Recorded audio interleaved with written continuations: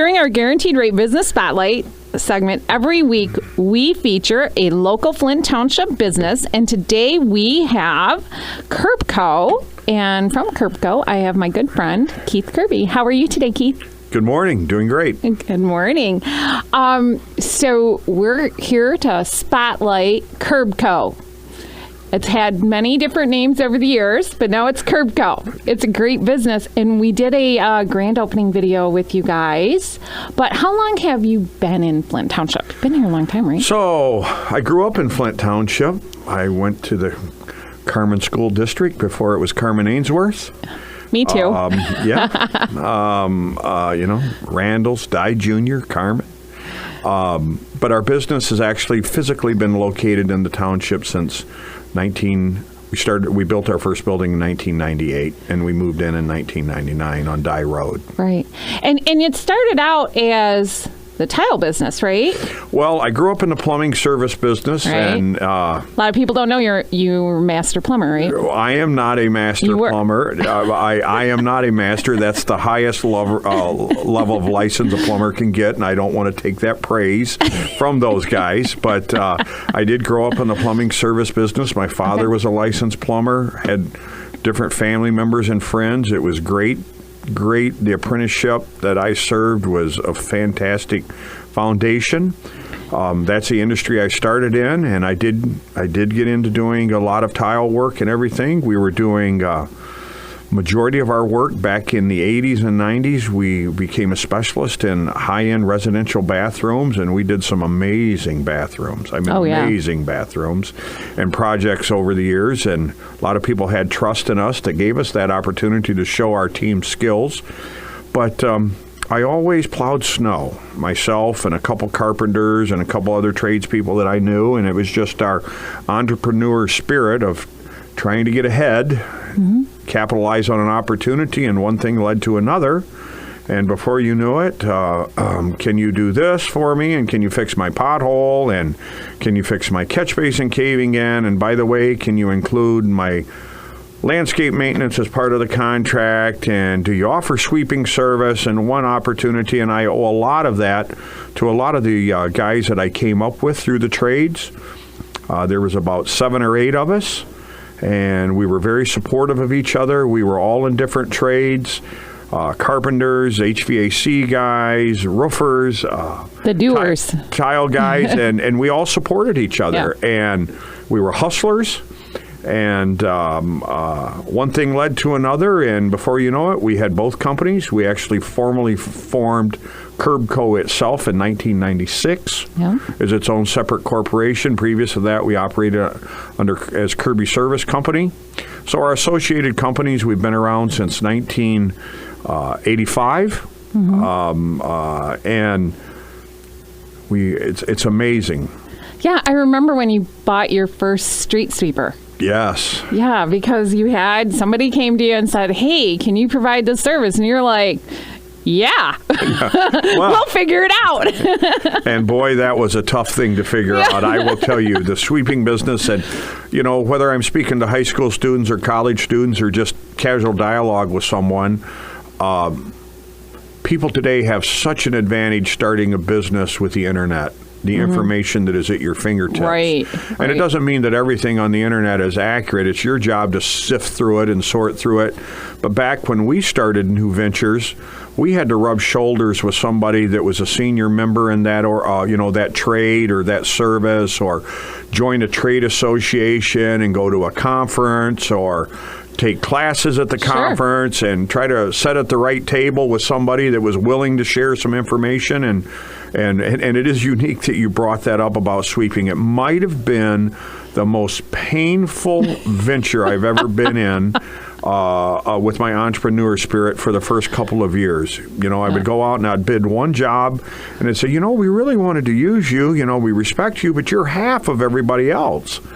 And I go, well, I'll do a good job, and I'll prove it out, and no, we just don't have confidence in that. And then the next job I'd go bid, and I'd use the same formula, and the guy'd go, man, why are you trying to rip me off? You're 3 times of what everybody else is. So The first couple years was painful, but I do owe some of the credit getting into the sweeping business, not only to the customers that had confidence in us, right, that we could do it, that trusted us of other services we were offering when they came to us and said, hey, would you expand into sweeping? That was great. They had that confidence. But I had, as I referred to, one of the guys I grew up with, this gentleman I grew up with from church as a little kid, all the way through, and we've worked together for years, had a lot of success. I remember when we went to buy our first sweeper, he said, don't worry about it. We will not lose all the money if it doesn't work out. We'll be able to sell it for something. Right, and there you go. and I remember our first sweeper that we bought, I think was like $68,000 or $63,000, and buying a $63,000 machine at that time in my career was like me spending, $6 million now, and but he did. He convinced me. He said, we won't lose all $60,000 if it doesn't work out. So it was painful to start, but here we are today, and now we have 15 sweepers. Right. Amazing. Oh. And it's amazing. And you're a local guy. You've been on Dye Road there since 1999. 1999 is when you built that. You expanded there. You sold that. You moved across the street, built this beautiful new building. It's more like a campus. It's so huge, and it's lovely. You had a great grand opening, and we've got some photos of it on our YouTube channel, Discover Flint Township. We did a little video of touring it and showing and talking about your business a little bit. But you really credit your team members, your suppliers, and your clients, right, for your success. Any relationship is a partnership, and I could talk about this till tomorrow afternoon, probably. I'm not finding fault in big corporate companies, Fortune 500, Fortune 100, whatever. Mm-hmm. I love America. I love capitalism. Mm-hmm. If people will just let capitalism exercise itself through the process, it will weed the good and the bad out. Right. Yes, it's unfortunate when a bad thorn is a business, whether they're local owned, corporate owned, whatever, takes advantage of people, or something happens and the end user, loses out. Yeah, that is negative. But more times than not, capitalism proves itself out, and let the market sort itself out. It's so frustrating to watch, and I'm not saying they always mean bad. I'm not saying they have good intentions in their heart. But when you get certain regulations from government, local, state, national, and they try to level the playing field, it just complicates it. Yep. And just let water seek its level, and the organizations that have integrity and are honest, they will succeed. Unfortunately, the few companies that are bums, in whatever industry, any industry, I don't care what industry it's in, you have great people with great integrity to represent that industry, and you unfortunately have one or two or three here and there that are negative people. Mm-hmm. But if you let the capitalistic process work itself through, it will purge those folks out.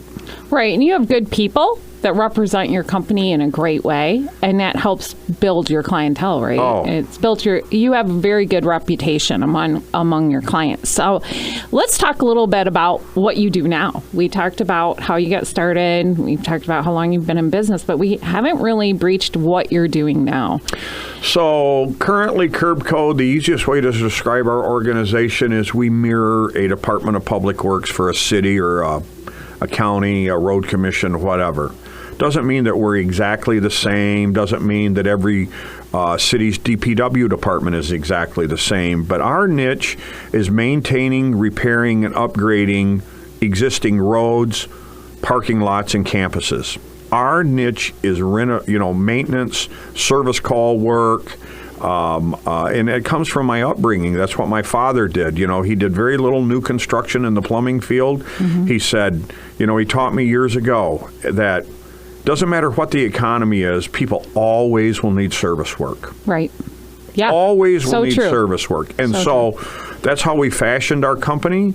myself and this gentleman I referred to, Tim Young, that I grew up with, and a few of the other guys that we associated with, I had a vision of creating a company that offered services that would take care of industrial and commercial buildings from the brick wall out. Mm-hmm.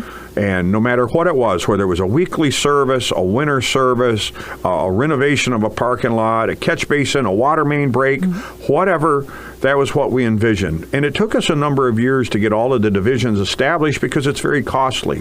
One of the negative things to our business model and the line of work we're in is we have to spend so much capital up front to buy equipment and invest into people before we can even bid on some of our contracts. Sure. So, it's very capital heavy on the front side, but we established that. Each of our divisions, we have basically 5 divisions: landscaping, snow and ice, sweeping, pavement and infrastructure, and we also do stormwater management work like detention ponds, maintaining those, doing inspections on that, on the watershed of stormwater. And each division has its own department head and that specializes in that field. Mm-hmm. So it's not like jack of all trades, master of none, Right. I'm doing this one day, doing something another day. Yeah. And that was our vision. And once we got established doing that in the commercial and industrial sector, our team, we looked around and we go, you know what? Maintaining streets and roads are really the same thing, just in a different environment. How many employees do you have now? Currently, we're running right around the 55 to 60 range. Wow, that's great. I will sing the same tune that everybody else is. If I had the right team members or the right skill set, we could literally add 20 people tomorrow. Yeah. And I want to talk more about Keith's community involvement, but we're running short on time. So I think we're going to do another interview and air it next week, and we'll talk all about that. So let's finish up on the first part with just Curbco itself. You get to work with your brother every day, right? It's a family business. We're not going to talk about that today. Sorry. It's people that really know me.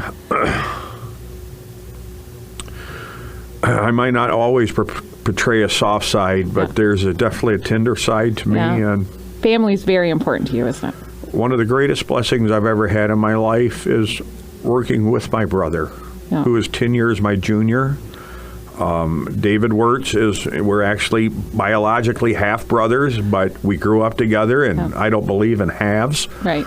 But all of the team, I have, as you referred to earlier, we have St. Pius Catholic Church has been a client of ours for 36 years. Amazing. Chase Bank today, that used to be Genesee Bank and became NBD and Bank One. I've dealt with the same team leader there for well over 25 years. I have people, we're so fortunate of the commitment of our clients. We have so many long-standing clients. We have so many long-standing team members. I have team members that started out with me in the plumbing trade that when we did form Curbco and made it a separate organization and got out of the interior work, came on board. And I owe so much to those folks and the commitment. The clients are the ones that have the confidence and the finances to give you the opportunity to show what you can do. And then the team members are the one that believes in your leadership strategy no matter how rocky the boat gets, and they walk with you side by side. So it makes it very easy. Yeah. And of course, I'm proud of my brother. He leads our project management and estimating department. But I'm proud of everybody else. Some of the other people know they're not blood relation, but when you work with people long enough, it intertwines just like a family. Yeah, that's true. And you know what? That's a good note to leave off on this part of the interview. Keith, if anybody wants to get a hold of you, it's curbco.com. Is that what it is? So we are, unfortunately, when we applied for our web address, Curbco was taken by a company in Texas that does roofing curbs. Oh. So we had to add a little twist to it. So we are Curbco, just like a curb on a street. CURBCO 2121.com. 2121. And then our phone number is 810-232-2121. Great. And I want to remind our listeners that you can visit us on Facebook at Flint Township Events. You can find us on YouTube and Anchor. The channels are Discover Flint Township. You can visit our webpage, discoverflinttownship.com or flinttownship.org. And I want to thank Keith for coming in today. It's been great talking to you. And thanks to our partners, HAP, Shea Automotive Group, Financial Plus Credit Union, Guaranteed Rate, and 103.9 The Fox. Discover Flint Township with us next Sunday at 7:30 a.m. And you can hear the second part of my interview with Keith Kirby. This is Tracey Tucker, the Flint Township Economic Enhancement Director. And I would like to remind everyone, stay safe, stay healthy, shop local, buy local, and discover Flint Township. We'll see you later. This has been Discover Flint Township with Tracey Tucker. For more information, visit discoverflinttownship.com. Flint Township is ready for your next move. The preceding program was pre-recorded and was paid for by Discover Flint Township. The views expressed are those of Discover Flint Township and do not necessarily reflect the views of 103.9 The Fox or Krill Communications, Inc.